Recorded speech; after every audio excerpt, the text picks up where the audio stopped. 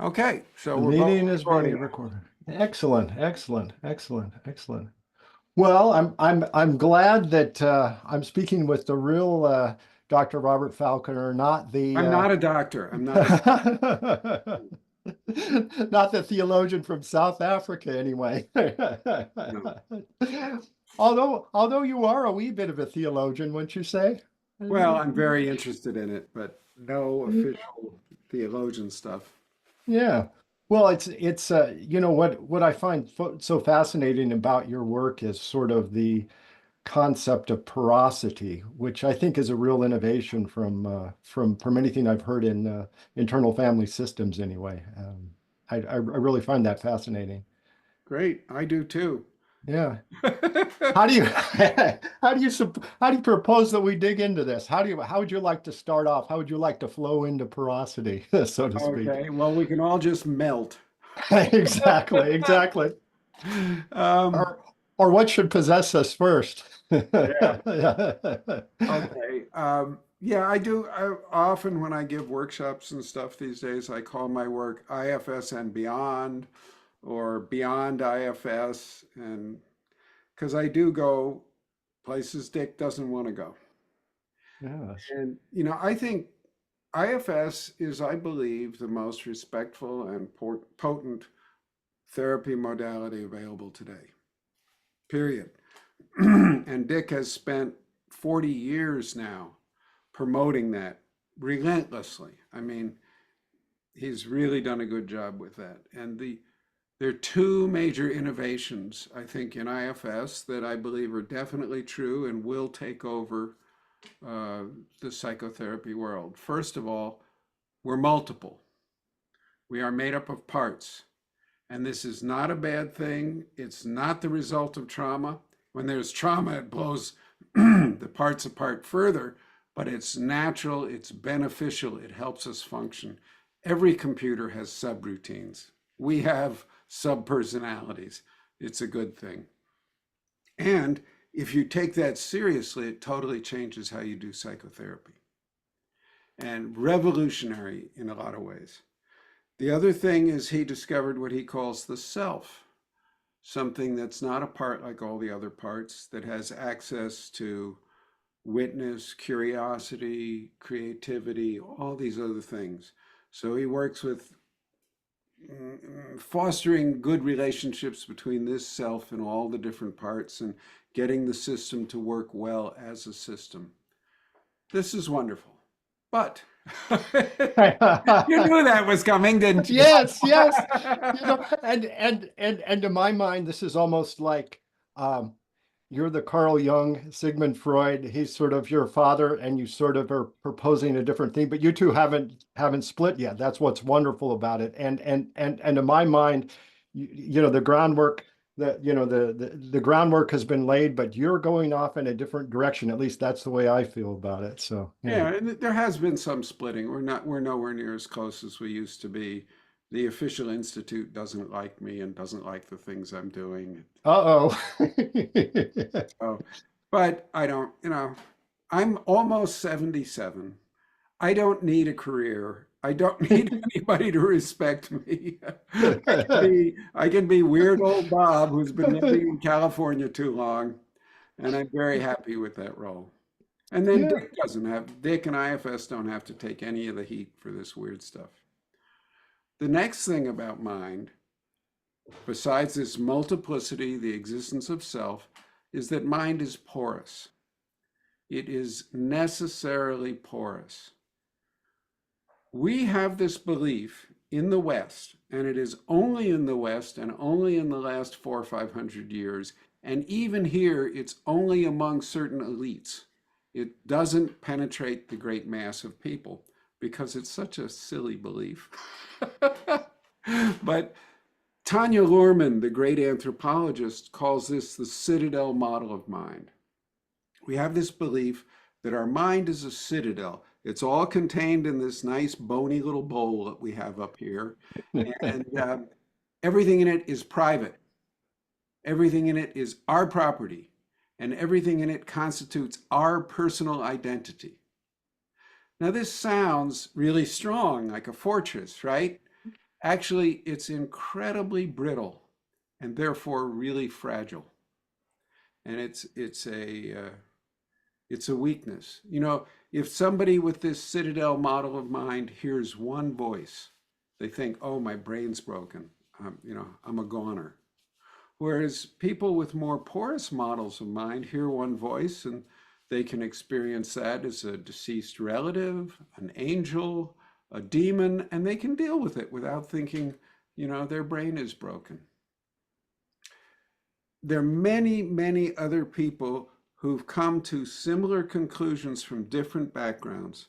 And you probably know this, Michael, but this is called consilience. When people from different fields come to the same conclusion, different fields, different database, same conclusion, it's considered a very powerful form of evidence. So there are many others. Barbara Ehrenreich is one who's very clear, and she's also a great writer, I think. And she says this belief in this rigid model of mind originated probably back in ancient Greece, but it really got going during the Reformation, Counter-Reformation, 1500s, 1600s, when a lot of other birth of science, but also the birth of imperialism, the birth of colonialism, a Oh yeah. whole Oh bunch of yeah. other stuff. Yeah. And she says, this is the first time, once this belief in this a citadel model of mind, let's call it, started getting prominent, it's the first time in the West there was a lot of literature about what they used to call melancholia or depression. And she believes, and I think she's 100% right on this, it is this belief in the citadel model of mind that's at the root of most of our modern cultural disaster areas. You know, if you think about it even briefly, um, if you have this citadel model of mind, you will feel alienated from the entire rest of the world. You will feel cut off and that your life is meaningless. And in the last century, this was, you know, people talked about alienation ad nauseum. You know, Right.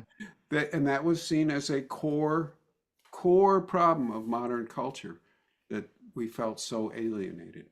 And I think this is one reason why people grab onto all sorts of crusades, you know, and you know, political, ideological crusades, because they feel totally alienated and they need something to let them feel as though they're part of something bigger. And the sad part is they are part of something bigger, but they've been trained to ignore that. Yeah.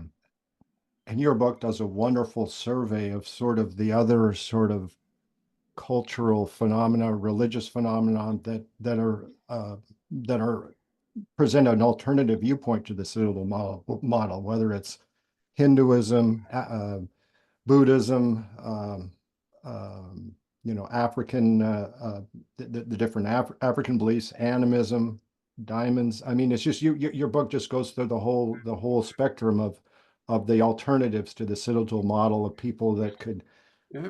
get connected. And Yeah. Christianity has a lot of this too. Right. Yeah. Oh yeah. It's here at home. You don't have to go overseas. Yeah. Yeah. But sort of your journey started off in sort of the darker aspects of this, perhaps with the unattached burdens Yeah. Well, my journey actually started with a really dark aspect of psychotherapy, which is extreme sadistic child sexual abuse. That was my own history. My father abused me. My mother abused me. My older brother abused me. Dad, through almost all of my childhood, had at least one of his sex offender buddies living in the house with the family. Mom was institutionalized several times. They were both addicts. Uh, Middle class family, they hid it well. Uh, Brother committed suicide when we were teenagers. Father was murdered a few years later. So I should be dead or in prison. You know, the joke in therapy land is women go to therapy, men go to prison. But it's not really funny. It's too damn true. But here I am, my late 70s, very happy, very creative, basically joy filled. So that was the first more than a half of my career. And I had some recognition as a trauma focused therapist and as a pioneer in working with men who were sexually abused as children. And I felt quite happy. You know, I thought that felt like a valid and important life's work. And then there was this case where this woman had this thing in her that was not part of who she was. And that was really clear. And IFS has some language about this. And not knowing much at all, I got this, helped her get this thing out. And I found it very disturbing and I wanted to ignore it. You know, that was so weird. We'll just pretend that didn't happen. You know, I'm happy with my little. And then she started sending me these emails saying, oh, my life's transformed. And this was at a training, so I only worked with her once.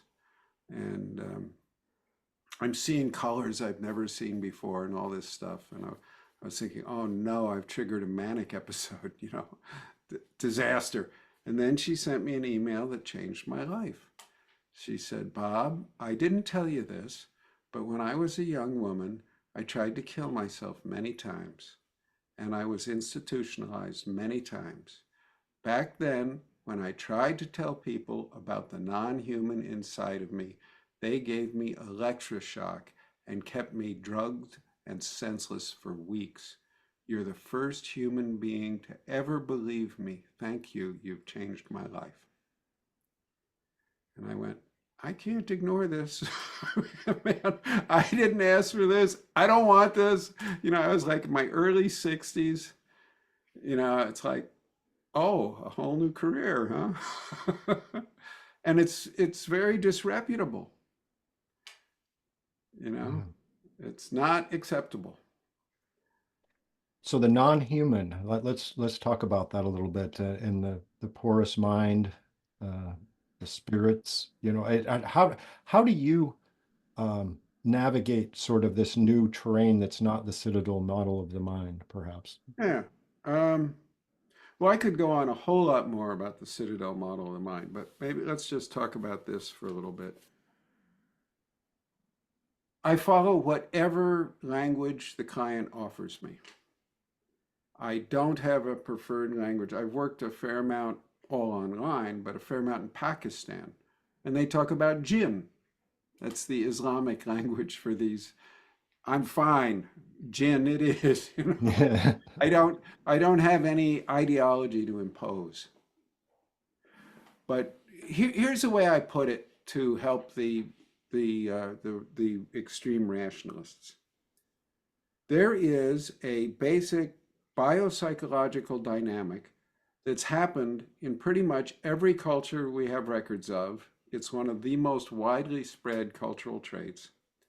It has profound effects on people's lives, for good and for bad. It's usually described with the metaphor of spirit possession. I don't care what metaphor we use to describe it, it's worthy of study. It happens everywhere in all eras of history, and it's very important in people's lives. We should study this. And that seems sort of undeniable, but people deny that. So, Yeah. But in a way, I don't see that as a you know, if for my mind, you know, I came from a Catholic background, and then sort of when you start talking about spirit possessions and exorcisms, you know, all sorts of defenses go up. But in a way, this idea that we are porous, that things can come into us, the flip side is that, you know, all these positive things can come in as well. I mean, I go into a forest and you can connect with trees, you connect with the earth, connect with the ground.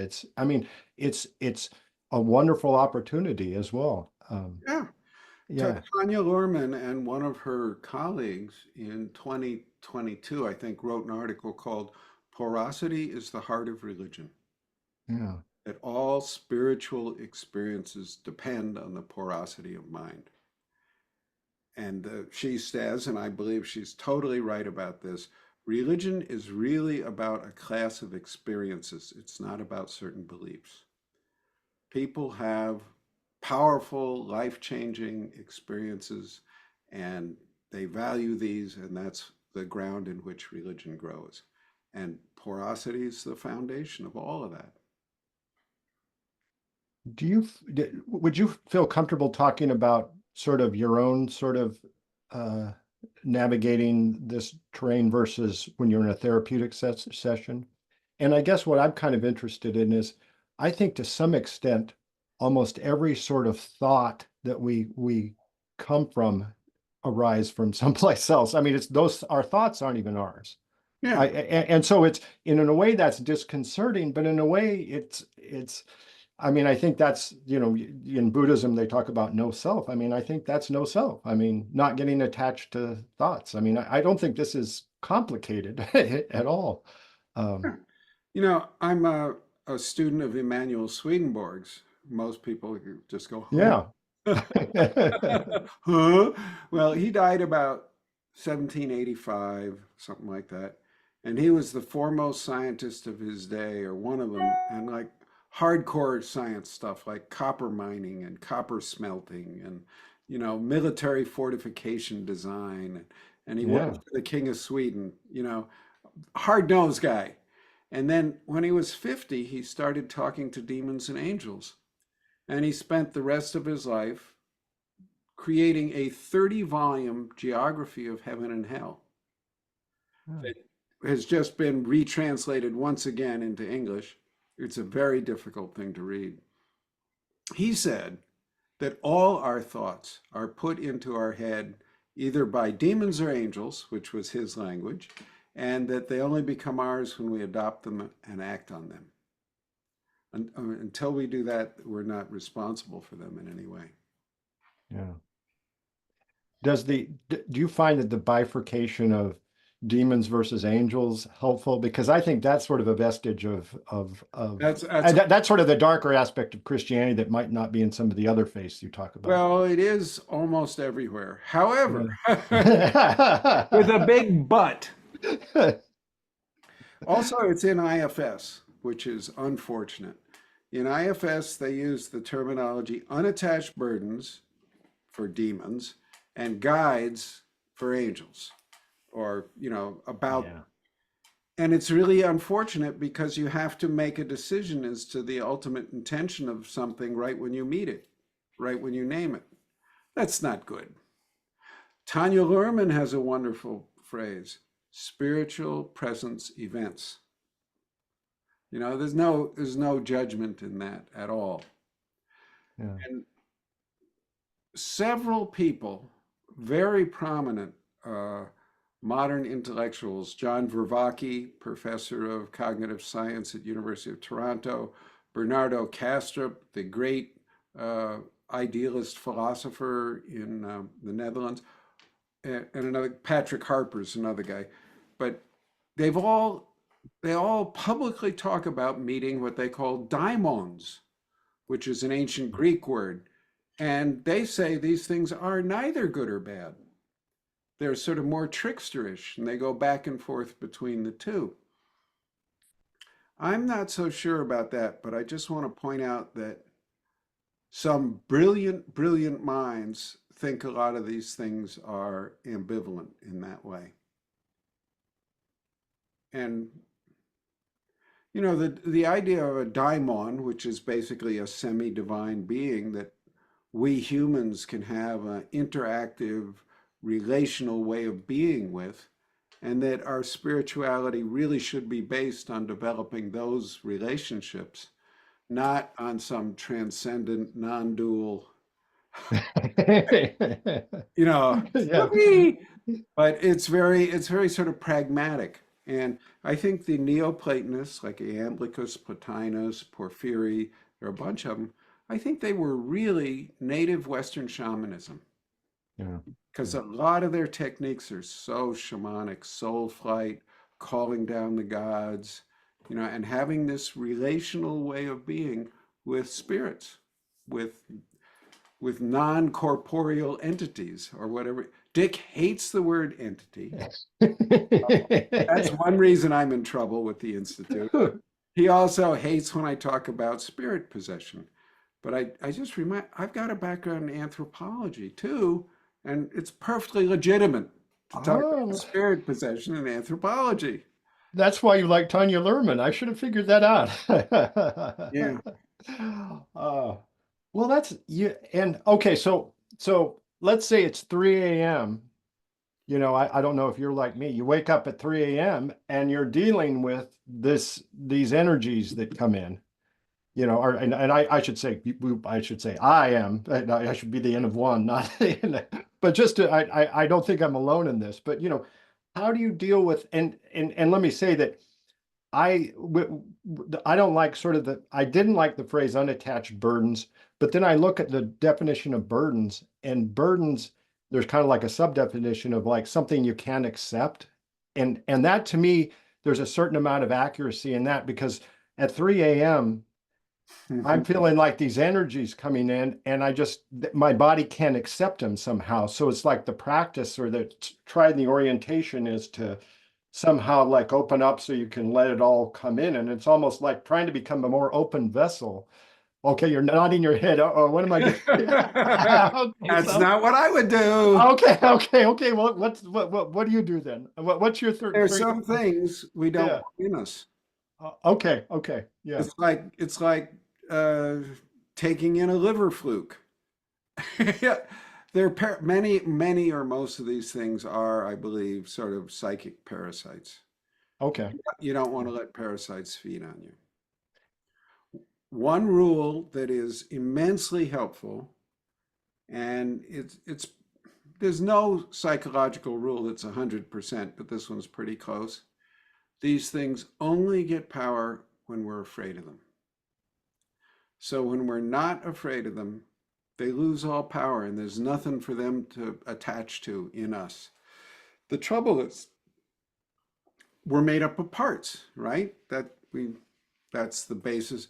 And our main ego manager identity is not afraid of them, but these little tiny kid parts are terrified. You can't just bulldoze those little scared kids. You have to welcome them in, love them up, connect with them really well so they're not scared anymore. And then they'll say, okay, get rid of that yucky thing. You know, but most people, when they feel fear, their first reaction is Yeah, exactly. Yeah. wash it. And then that fear is running the show from out of your awareness. So that's a big turnaround with these things. You feel something like this in there, you ask inside yourself, anybody in me scared of this now? It's okay, it's kind of weird. You know, and then you love that part until it's well connected with you, like a kid at night, you know, having a nightmare. You love them up until they feel really securely connected to daddy again, and then they can go to sleep and they're all safe. So that's the basic. There's a lot of exceptions, blah blah blah, but that's the basic rule: kindness and compassion inside. I want to say something else too, because what I do is so different than traditional exorcisms and deliverance. I think most of these things that try and attach to us or get into clients, and I mostly see negative ones because I'm in the business of helping people who are suffering. You know, so kind of selects for. So um, I'm kind to these things. The things that attach to people are usually suffering horribly. They're terrified. They're lost and confused, and they cling to the people out of their own terror and starvation. And so I'm not in there trying to beat them up or fight with them or punish them or go, oh, you're evil. None of that. You're lost. We're here to help you go to a place where you can heal. You're in the wrong place. You'll never get what you need here. And this kind of approach, I'm not the first. This is not just Weird Bob. The spiritists in Brazil act like this. And they have 150 years of dealing with these kind of beings. And there are over 50 psychiatric hospitals in Brazil that have spiritist healing teams associated with the psychiatric hospital. So these people work with extreme psychotic states a lot. There's also a group out of Seattle called the Neo Shamans. They call their work compassionate depossession. They're also along these lines. I don't think this has to be violent fights and heroic spiritual battles or anything like that. Mhm. So you mentioned earlier about the 3 a.m. things that come and visit you. A lot of them are negative entities, or what was your or negative or negative theme. But really, just I think you're saying that you treat them with love and compassion, and it's not that you let them in, but you don't fear them or push them away. Or I'm just trying to get a sense of that, because part of um, part of me, like the idea of having this parasite thing, um the way through it is not to push it away, but to somehow still deal with it. Welcome everything, push away nothing, as the Zen hospice worker Frank Kosaseki says. Nope, that no. That's So okay, so not that's here. okay. But can you be more specific to the kindness and compassion that you're showing versus Okay. how you're You yeah. see some green toothed monster drooling blood. Okay, that's yeah. Okay. So if it's if and again, maybe I haven't had. I've been blessed enough not to have that sort of visitation. So Well, that's yeah, yeah. whatever the hell it is, something like that comes. The first thing you do is look inside yourself and see who's scared of it. Hi, it's okay. It's working real hard to scare you. You're not bad or Hmm. wrong. And you Right. welcome that part in with love. And you develop a good connection between you and that part. And then when you found all the parts who are scared of that thing, then you just say to that thing, you're in the wrong place. You're lost. We're here to help you go where you can heal. Yeah. Sometimes they, get all huffy and go back into some kind of hell realm and say, "Oh, I'll get you later." Rah, rah, rah. But they're powerless when you're not afraid of them. There's a wonderful story from Tibet I really like. The monk Milarepa, who was a murderer and a highwayman before he became a monk. So his guru was pretty hard on him. But anyway, he had a meditation cave where he usually lived, and his guru sent him out during doing monk-like things. And he came back like 6 months later, and his cave was full of demons, snarling, just so many there was no. So he went into the cave and he said, "Oh, let me make you all a meal." And he started making them all a meal. Half of them disappeared just because he offered that kindness. And then he started serving the rest of them food. "Oh, eat, eat, eat. You must be starving." All the rest of them disappeared except one, the biggest one with his great big snarling mouth and the worst Right. thing you can Yeah. imagine. So Milarepa went over to it and he put his head in its mouth, and that demon too disappeared. Yeah. He was totally unafraid and he greeted them with kindness.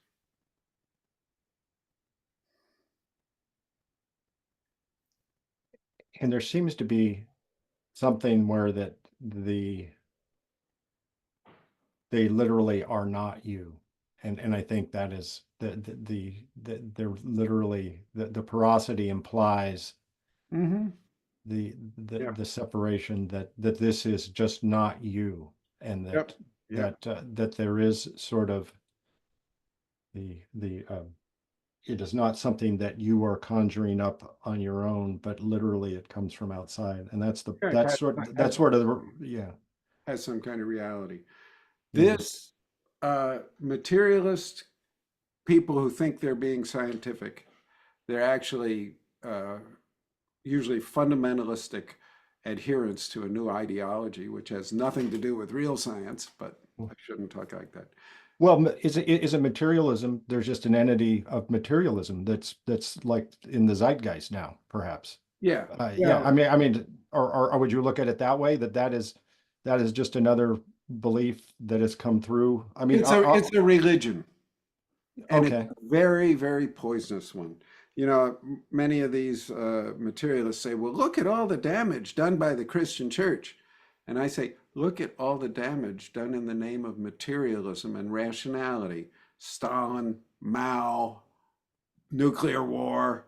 You guys have killed tens of millions more than any other religion, and you haven't been around that long. So stop pointing your bony finger.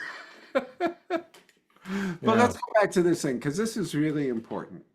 This idea that there could be entities that have some reality that are not part of us, they're not from our own personal lifetime, and yet they have great power inside who we are psychologically and physically. They affect our physical health too.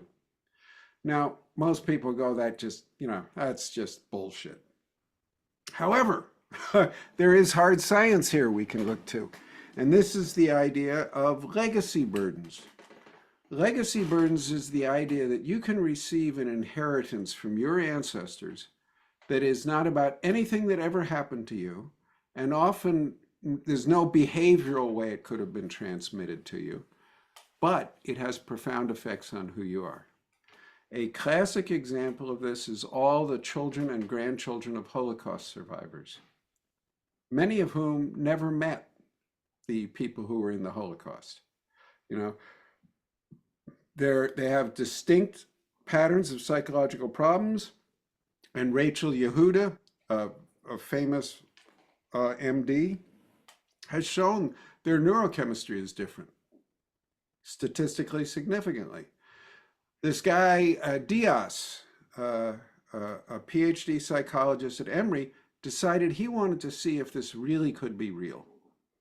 So he's a PhD, and this guy Ressler with an R is an MD at Harvard. They got together and they designed what I think is a stunningly brilliant experiment. They took rats, just male rats, and exposed them to a nice smell. It's a chemical that smells sort of like almonds or cherry blossoms, something like that. And they paired this with electroshock until the rats developed a startle response to the pleasant smell. Okay, so then they just take sperm from the male rat. They impregnate female rats who've never met the male rat, never smelled this chemical. She gets pregnant. When her pups are old enough to be tested, they have the startle response to that chemical. Not long ago, this was thought to be absolutely impossible. The genes aren't changed, the DNA isn't changed, but there's something really profound has gotten changed in those rats. And it happens with the pups of the pups. It keeps going. And, it depends on who you talk to, how many generations. A whole science has developed around this called epigenetics. We know it happens. There's all sorts of hard scientific evidence. And for many of the people of the materialist faith, the standard seems to be if you can do it with rats, it's real. What you do with people doesn't matter. But if you can do it with rats, it's real. You can do this with rats. There's stuff inside of us that determines our psychic makeup to a very significant degree that is not from our own lifetime. And I think once people open up to that kind of influence from ancestors you never met, you don't even have to know their story, that can change your neurochemistry. Once you open up to that, it's not much further to go, yeah, and there can be other things in there that weren't necessarily attached to our ancestors. Mm-hmm. I mean, if you take this data seriously, and it's hard to ignore because it's been replicated all over the place, because nobody wanted to believe this. It invalidates the way we used to interpret evolution. If you take this seriously, it changes a lot. It's like you got to rethink a whole bunch of stuff. Do we have a choice uh, I, I mean, the flip side of this is, this ability to unattach these, whatever we want to call them, do we have a choice to sort of, I mean, in religious terms, like invoke sort of spiritual higher, I mean, and again, the language is, Mhm. higher dimension. I mean, because there's something about, even, for all the drawbacks of some churches, there's something about connecting to a, Oh yeah, an assembly of people that are all, at least talking about common good and things about bringing in, I mean, can we invoke the good spirit, so to speak? definitely, Okay. no doubt. Okay. It's just the same process. That's the same process. Well, I think they're different processes. You can use many work for different people, but you definitely can invite in contact with good spirits. And the trouble is, you might get somebody who's not so friendly. And in most religious traditions, there's, I want to say every, but you never say never, right? Yeah. There's a whole libraries of material about what they call discernment. Trust Yeah. not every spirit, even the ones who come, pretending to be these beings of light. A lot of them are really nasty. One thing that really has brought this home to me, I think pretty much all the major crimes of the past 150 years or more were done by people who were absolutely self-righteously convinced they were doing good.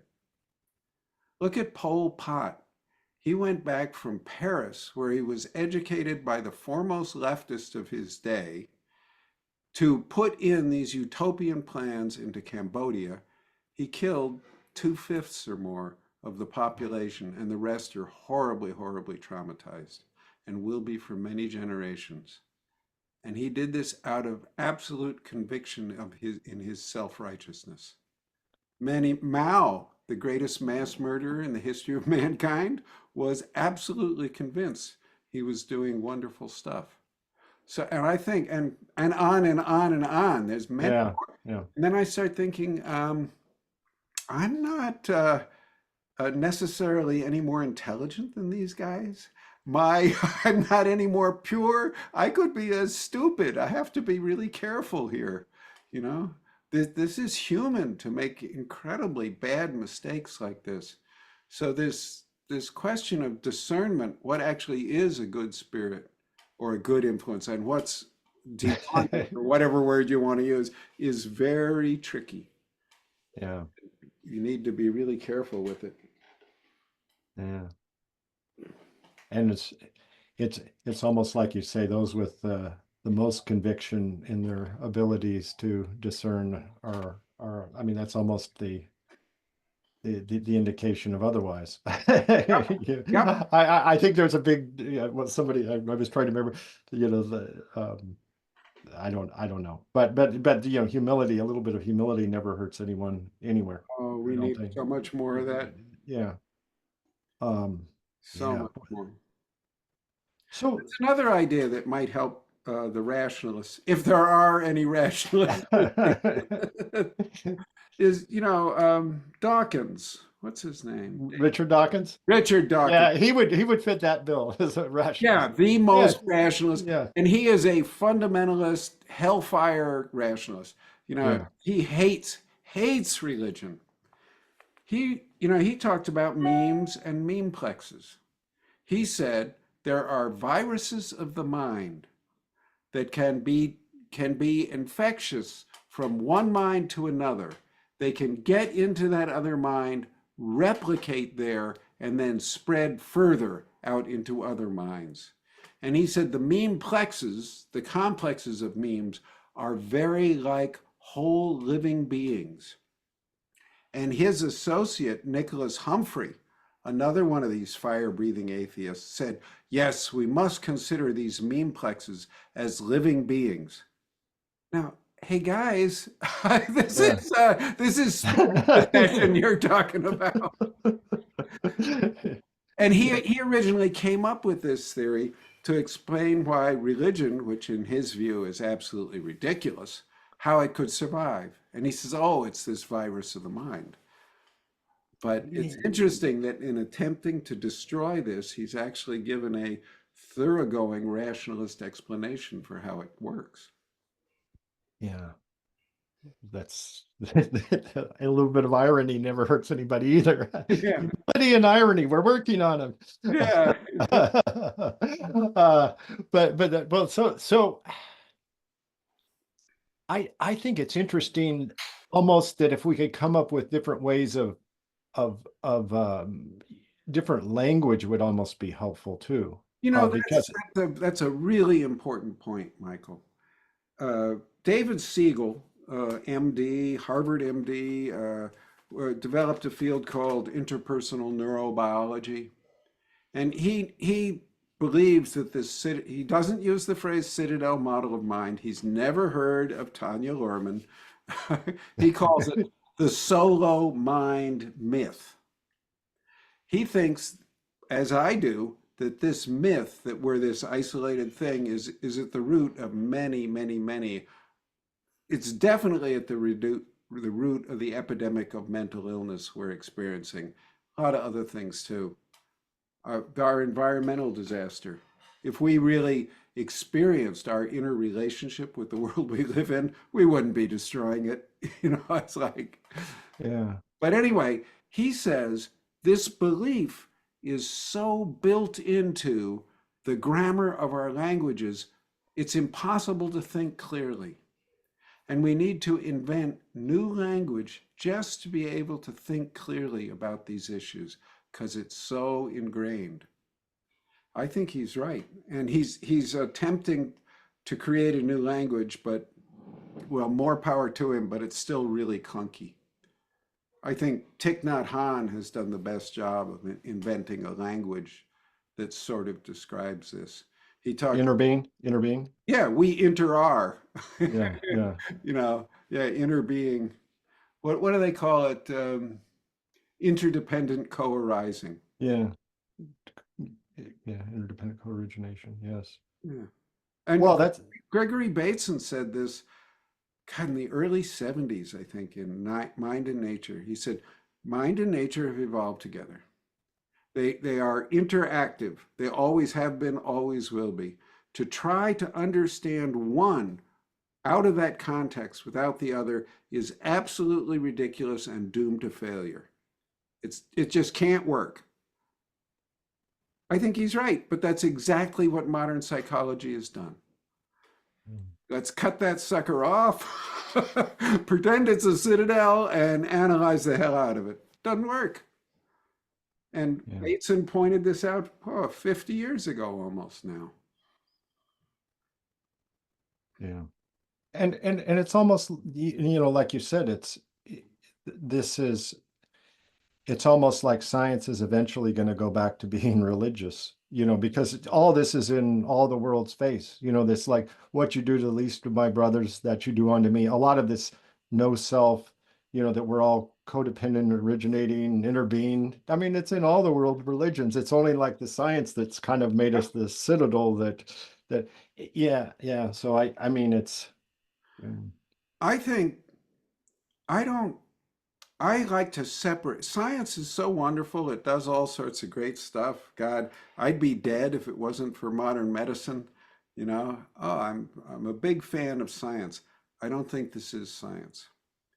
I think this is a belief that arose about the same time science did. And science could jettison this belief in the citadel model of mind and not be weakened, actually become much stronger. And I'm more focused because of my profession on usually people come to me who are suffering.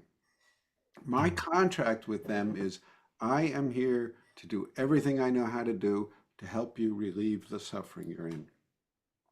It is, to my mind, unethical for me to use those people as a research opportunity.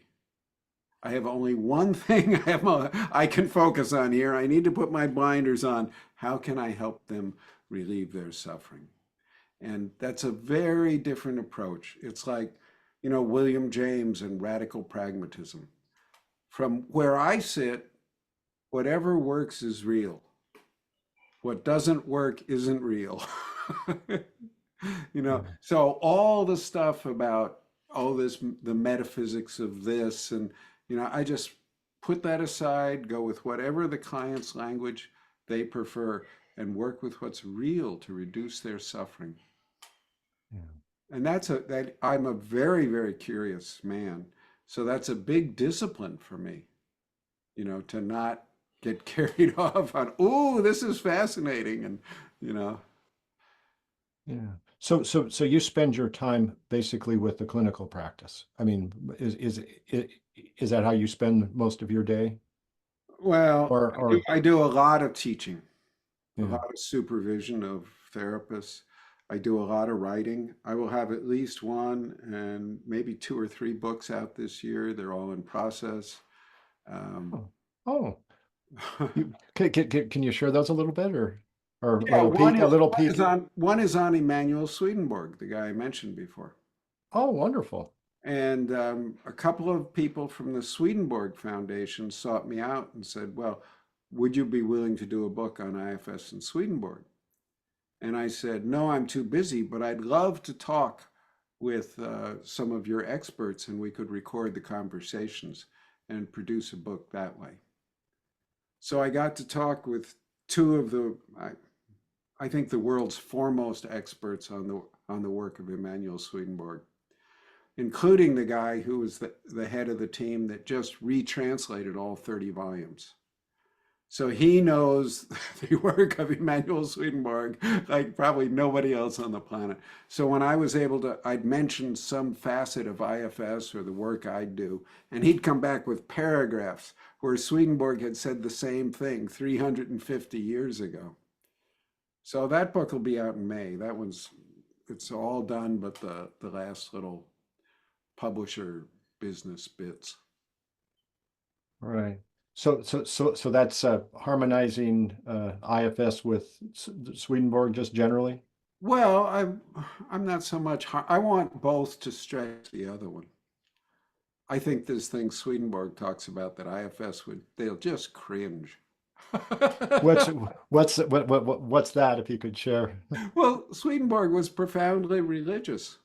Yeah. And, he talked about the structure of heaven and hell and the levels of heaven and hell and how the universe is a grand human and how we have the structure of the universe within us. And a lot of the stuff, he didn't talk about an internal family system. He talked about an internal household. But it's the same stuff. And the internal household, the internal house has 3 stories. And so he had a systemic view of the structure of a person, and it implies some stuff that IFS doesn't talk about. I'll give you Interesting. I'll give you one of my favorite ideas from Swedenborg. He was talking about, he said, spirit. People have longed to contact spirit. And he said something like, many people think that spirit is some exotic bird of paradise, and you have to go all the way around the world to some jungle on the other side of the planet to find her. He said, no, no, no. She's right here, and she so wants you to see her that she's brushing your eyelids with her wingtips. Wow. Isn't that beautiful? Yeah. Yeah, yeah. It's right in front of you. You don't have to go to the jungles of South America for for this or that. And the Koreans is the same thing. Allah is closer to you than your jugular vein, Right. Yeah. which is a little more bloody image, Yeah. but same idea. Was there another book that you said you were also working on? Well, there are two more. One, I've developed a practice to communicate with spirit. Ah, yeah, there we go. And I've been doing that for more than a decade. And I have about 3,000, more than 3,000 pages of the journals, the records I've made of this. So I've summarized them all, and I just put some of those summaries out I have a bunch of people who read my books before I publish them, and they all said, this one needs more work, Bob. Well, Ah! the angels is brushing your eyebrows right there. Yeah. Which it's that's disappointing and hard, but they're right, you know. So I'm gonna break up these summaries. It's too dense and intense. So I'm gonna break up the summaries with some suggested exercises and some commentary on the things that Spirit said, and some other material, so that it's not just this onslaught of a rather daunting. Oh, sounds like for the mere mortals like me, so we get practice points. Yeah, yeah. And me Yeah. too. I mean, it is. I tried to put 9 years of intense spiritual contact, 10 years into little under 400 pages. So it's Wow. going to make it kind of intense.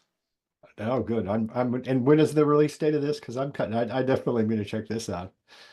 I don't know because I'm going to rewrite Oh, it. yeah. I Oh, just okay. I just decided I'm going to break it into 2 volumes at least, because Okay. if I'm going to add this explanatory and guided exercise material, it has to be broken up. So that'll take a little longer. Okay. I'm still waiting. But If you need a little, uh, somebody to push, high yeah. caffeine coffee. No, okay. I can send you some of that. I can send you some of that. Whatever else you need to get that thing out, let me know because that's something I'm definitely that's right up my interest. So Yeah, I'm and definitely I teach a great deal. right. I have a special way I like to do practice groups, and it seems very valuable and very rewarding. So I've been part of the training of over 1,000 therapists easily, and I've taught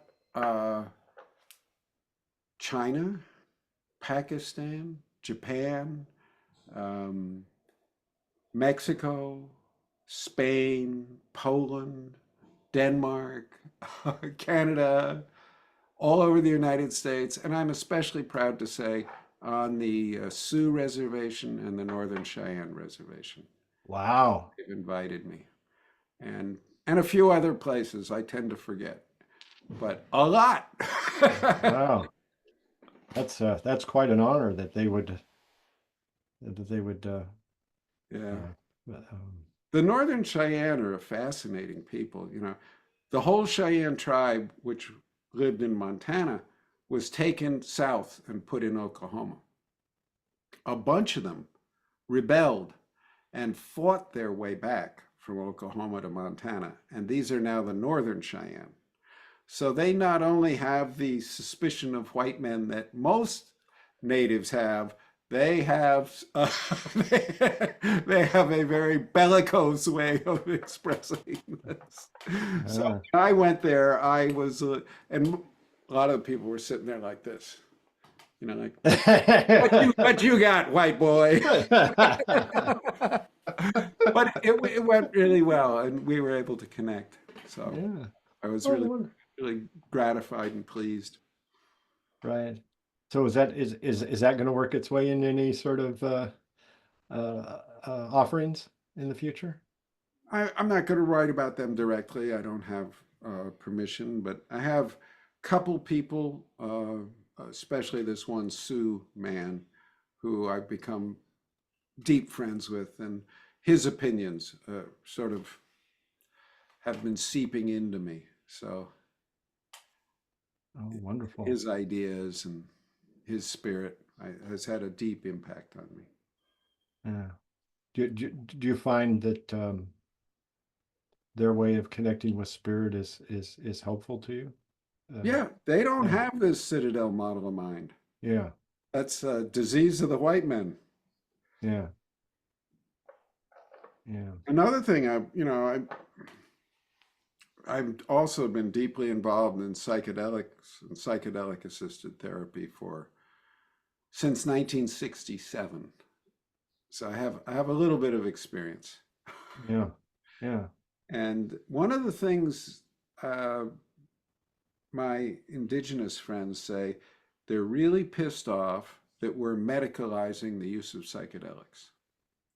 Mhm. This is not medicine, it's spiritual. It's a spiritual practice. It is not about pathology, and it's not to be compared with white man's medicine at all. Yeah. And that really pisses them up. And I think they're right. I think we have, suffering from the disease of materialism, I think we've tried to ban spirituality from our healing.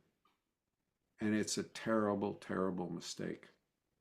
I don't think people heal from major trauma or from addictions without some form of spiritual connection, some deep connection to spirit. And it's just shooting ourselves in both feet to try and do it without that kind of connection. That's really bad. I got to tell Ines, there have been several studies and meta studies over and over again that shows that Alcoholics Anonymous gets better results than any therapy with alcoholism. And yet, there's still these Harvard professors writing these snotty articles about, well, this was wrong and this was wrong and not. It's just these guys with all their degrees cannot admit that a room full of drunks gets better results than they do. And the room full of drunks does. Gang, hello, wake up, hi. Yeah. You can see why I get in trouble in therapy land, right? Yeah. Because I say stuff like this. And AA is clearly spiritually based. It's all about finding a higher power and making a connection. So I think AA with that phrase, higher power, allowed a way for spirituality to sort of sneak back in almost through the back door, because you don't have to use any of the God or demon or angel. You don't have to use any of those words. Higher power. I think Dick has done that with IFS too. This concept of self. It's really a spiritual concept, but it's sort of watered down and made dumb enough so that the modern Western materialists can take a sip or two and see that it really helps. Mm, wonderful. So if people are want to experience more of your work and your offerings in the future, where would you recommend that they go? Your website or Website, yeah, robertfalconer.us. yeah. And You- then you- there are books, there are several books available now. Um, yeah. one of this is really, the IFS Institute will not sell their books on Amazon, which is really, really dumb. In my humble estimation, it's stupid. But I co-authored a book with Richard Schwartz, the founder of IFS, called Many Minds, One Self, back in, oh, I don't know, 17 or 18. And I think that's a very good book for people who want to see how this idea that our mind is multiple is not new. Plato had this, Nietzsche had it, lots of people, lots of other cultures. So the book he and I did together traces this. It shows how this idea of self and how the idea of multiplicity of mind, this is not new, this is ancient. But you can only get that if you go to the IFS Institute store, which Right. there might be somebody reselling it on Amazon, for $100 or something. But so that's the one book of mine that's kind of hard to get. Many Minds, One Self, that one's called. But the others Cool. are all on Amazon under my name. Right. Yes. And I'm waiting for the Swedenborg and the and the practical Mhm. spirit guide to come out as well. And But there's a bunch of others I'm working on, but they're back burner material for now. sure, sure. Do you have any programs if people want to connect with your programs, your teaching, those kind of things coming up To that do in-person ones, go to the website and subscribe. Yeah, I think I'm doing 6 different classes coming up this winter and spring. Uh, right, and they would all hopefully all be listed on the website. I have someone who does that for me. I'm a computer idiot. It's it's pretty right. pathetic, Michael. Yeah. Thank God I have this person who can do that. So I think that that should all be up there. And there are pre-recorded classes that there are links to that, are for sale. Wonderful, wonderful. Well, thank you very much, Richard. I really appreciate the book, and it's really changed the way I look at things, and I think it was always there. It's just that it sort of gave me the permission, the new language of porosity. I mean, that's just basically what it is, and that I hadn't looked at it that way, but it just it met the map fits my terrain, so to speak, Good. in some Good. ways, and I look forward to what sort of mischief you've got going on in the future too. I'll do my best to be bad. Thank you very much. Thank you. Bye-bye. All right, bye. Okay, let me see if we got this recording then. Here we go. Okay. It says that mine says the recorded file will be available when the meeting ends. So, Okay, great. all right. Well, have a blessed Sunday, and You too. And send me an official link to your website and I'll post it. yeah, sounds good. Yeah, I'll do that. And do you have a preference on? I was planning on using just the photo of the book, because it kind of is a little bit of a psychedelic type image of the mind, kind of being porous with that. Is that okay for a public for Sure. for the video? Sure. And do you have a preference on your bio, just from the website or on the book? I'll have my assistant send you one. Okay, good enough. Okay. Thank you very much. Thanks. Bye-bye. Bye.